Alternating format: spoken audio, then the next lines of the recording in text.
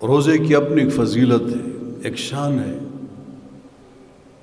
ہمیں معلوم ہونا چاہیے کہ روزہ ہماری مغفرت کا ایک سبب ہے۔ پیغمبر صلی اللہ علیہ وسلم فرماتے ہیں، من صام رمضان ایمانا واحتسابا غفر له ما تقدم من ذنبه۔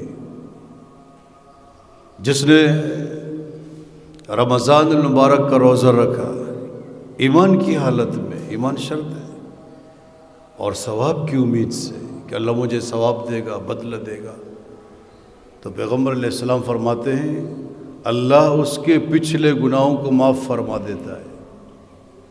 بہت بڑی بات۔ اگرچہ علماء فرماتے ہیں کہ مراد چھوٹے گناہ، اللہ چھوٹے گناہوں کو معاف فرما دے گا، تو یہ تو معمولی بات نہیں ہے۔ جب چھوٹے گناہ اللہ معاف فرما دیتے ہیں تو اللہ بڑے گناہوں کی معافی کی توفیق بھی دے گا۔ جو لوگ ان کے روزوں کو رکھتے ہیں پابندی کے ساتھ، کل قیامت کے دن یہ روزہ ان کے لیے سفارش کرے گا۔ پیغمبر علیہ السلام فرماتے ہیں الصیام والقرآن یشفعان للعبد یوم القیامہ۔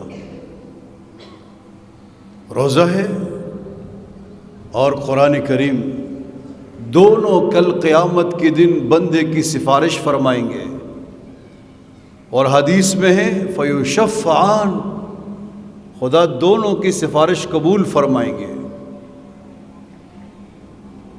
گویا روزے کی وجہ سے اللہ تبارک و تعالی ہمیں جہنم کی آگ سے بچا رہا ہے۔ جب قرآن سفارش کرے گا، جب روزہ کرے گا تو ان کی سفارش قبول بھی تو ہوگی نا، تو جہنم سے خلاصی ہے۔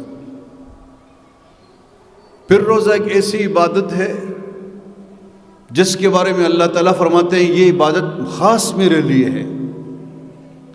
حالانکہ ہم نماز پڑھتے اللہ کے لیے پڑھتے ہیں، روزہ رکھتے حج کرتے ہیں اللہ کے لیے، زکوٰۃ ہے اور عبادات ہے۔ کسی بھی عبادت کے بارے میں اللہ نے یہ نہیں فرمایا کہ میرے لیے میں اس کا بدلہ دوں گا سوائے روزے کے۔ اللہ تعالیٰ فرماتے ہیں حدیث قدسی ہے کل عمل ابن آدم لہ الا الصوم فإنه لی وأنا أجزی بہ۔ اللہ تعالیٰ فرماتے ہیں کہ ابن آدم کا ہر عمل اس کے لیے، ہر انسان کا عمل اس کے لیے۔ کیا مطلب؟ یعنی اس نے جو ایک نیکی کی ہے 10 نیکیاں کے اس کے نام اعمال میں لکھی جائے گی، کم سے کم 10 نیکیاں، اور جب اللہ بڑھانے پہ آئے تو 700 گنا بڑھا سکتے ہیں۔ یہ معلوم ہے، یہ اس کے لیے ہے۔ فرماتے الا الصوم، روزے کے علاوہ فرماتے ہیں روزہ میرے لیے ہے اور میں اس کا بدلہ دوں گا۔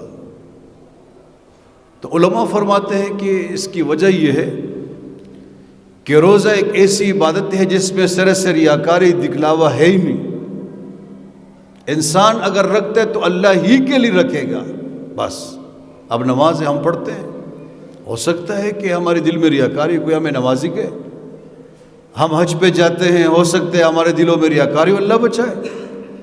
اسی طرح ہم زکوٰۃ دے رہے ہیں، کسی کو نیت میں یہ بات آ جائے دل میں کہ لوگ مجھے جو ہے مالدار کہیں، لیکن روزہ ایک ایسی بات ہے جو نظر نہیں آتی یہ عبادت کہ اس کا روزہ ہے یا نہیں ہے، پھر بھی انسان اگر رکھتا ہے تو اللہ رب العالمین فرماتے ہیں کہ یہ میرے لیے ہے، اس کا بدلے میں خود دوں گا۔ ان فضیلتوں کو سامنے رکھ کر ہمیں یہ چاہیے، حالانکہ اور بھی بہت ساری ہیں، ہم اہتمام کے ساتھ روزہ رکھیں۔ اور میں عرض کر دوں روزہ اس کا نام نہیں کہ صبح سے لے کر شام تک ہم بھوکے پیاسے رہیں، اور جن چیزوں سے اللہ نے منع کیا ہم ان سے منع رہے، یہ روزہ نہیں۔